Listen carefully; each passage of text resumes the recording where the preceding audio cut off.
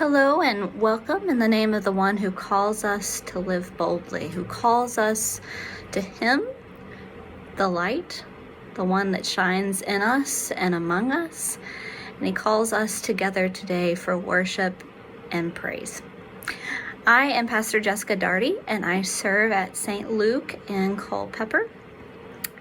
And I want to call attention first to the clips, and we will come back to my clips kind of toward the end of this, but maybe just for you to ponder on what am I going to do with them. First is every time I say the word baby, I will pull these off.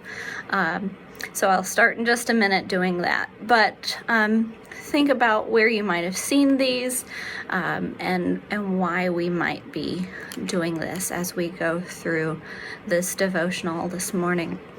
I'm going to start with a reading from Luke, the second chapter, 25 to 38.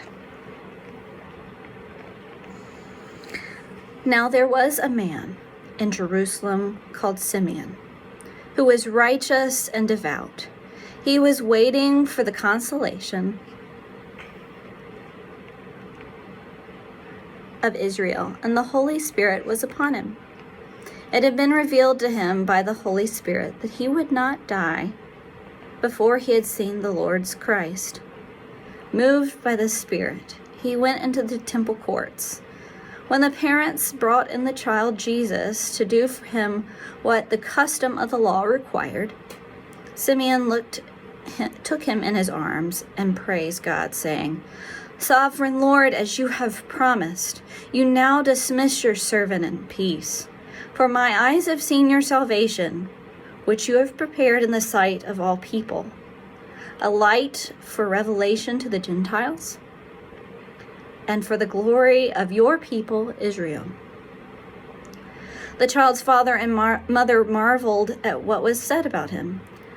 Then Simeon blessed them and said to Mary, his mother, "This child is destined to cause the falling and rising of many in Israel, and to be a sign that will be spoken against, so that the thoughts of many hearts will be revealed, and a sword will pierce your own soul too." There was also a prophetess, Anna, the daughter of Penuel, of the tribe of Asher. She was very old. She had lived with her husband 7 years after her marriage, and then was a widow until she was 84. She'd never left the temple, but worshipped night and day, fasting and praying, coming up to them at the very moment she gave thanks to God and spoke about the child to whom all were looking forward to the redemption of Jerusalem. Here ends the reading. Now, I have been inspired by listening to our bishop. Some of the things that he said in his devotional, have inspired me. I heard live boldly and be drawn to the light. And I think that's what is happening in our reading. Today is about Anna, but I elected to include Simeon as well because I think there's a need to hear from both of these people and their witness and the way they worship, the way they praise the baby that they have seen in the temple. Now, what does this particular passage mean to me? And I will tell you I'm a little emotional, and of course God has always got a sense of humor. That when I was asked to do this, it was the thing that hit me the most. In my first call, I had 3 churches. And my husband served one as well. So there were 4 churches between the 2 of us. And now there's 2 churches between the 2 of us and our second calls. But we are young parents, and our first call was in North Dakota, and that's a long way from home. I'm from South Carolina, and my husband is from Florida. And one of the many, many blessings of that first call was that my son, and now my daughter here, he had 4 congregations that loved him from me and 1 congregation from my husband. So he had 5 total congregations that loved him and treated him as if he was their own grandchild. And now my son and my daughter also have 2 churches that love them and treat them as if they are grandchildren for those congregations. And that truly is a gift. When you are so far away from your support system, you don't have those grandparent figures around all the time. My kids love their grandparents, but they also have a gift of many, many, many people that have stepped into their lives to help in raising and nurturing, and dare I say it, even worshiping and praising them. And that's what God calls us to do for each and every one of his children. For a babe in a manger, but for all that he calls to his body. We need the support that we find in church. And that's part of why we need to worship and praise together. The gift that we see in Anna and Simeon is that we are called to worship and praise and to lift up our gifts no matter our age, but that we need each other. I think Mary and Joseph desperately needed to have Anna and Simeon step forward and lift them up and lift up their son. They did not have that. We don't hear of any grandparents to Jesus in the Bible, but here are 2 figures that step in and take that place. And what they get is also a gift of grace. They get to receive and see the salvation, the one who is the product of their worship and praise, the product of salvation, God walking among us. So why the clips? Well, I kind of touched on it a little bit. This is one of those silly shower games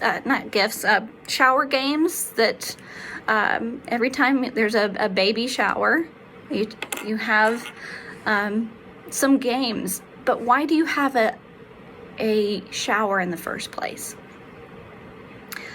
And that is, of course, to worship and praise and to give thanks for the gift that is coming into the world. A child, a baby. And so we do things like silly shower gifts to give thanks to God. There are many, many, many ways to worship and praise besides just coming to church.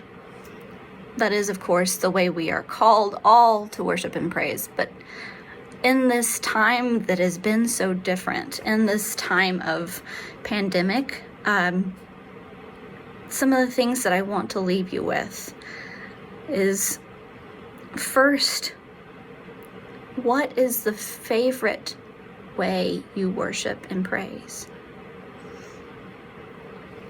What is your favorite thing? What connects you most to God and the way that you worship and praise? Today we get caught up in Anna and Simeon's joy at seeing the salvation come among them, the little baby that has come to the temple with his parents. And joy is easy to worship and praise. But what happens when we don't have that joy, especially in difficult times such as these? And so after figuring out what's your favorite thing, I ask you also, are you doing it enough? Are you being fed? Are you taking time to yourself, with others? I hope this power in the Spirit is one of those times where you feel like you are being fed in your worship and your praise. But I desperately encourage you to find the ways that fill you up, especially in these hard times. And do them enough even in the joyful times so that you can be full during the hard ones. And in the words of our bishop, are you doing and living them boldly? We see Anna and Simeon step forward and speak in front of any who will listen about this baby who is God's gift of salvation. Are you boldly living into your worship and praise? And it is my dearest hope that you are. And so I leave you with this last bit, the way I worship and praise. The way that fills me the most is through singing. And I can't promise you that it's going to be beautiful, but I invite you, if you know these words, to sing along. They are words that you've heard in our reading from Luke. Here we go.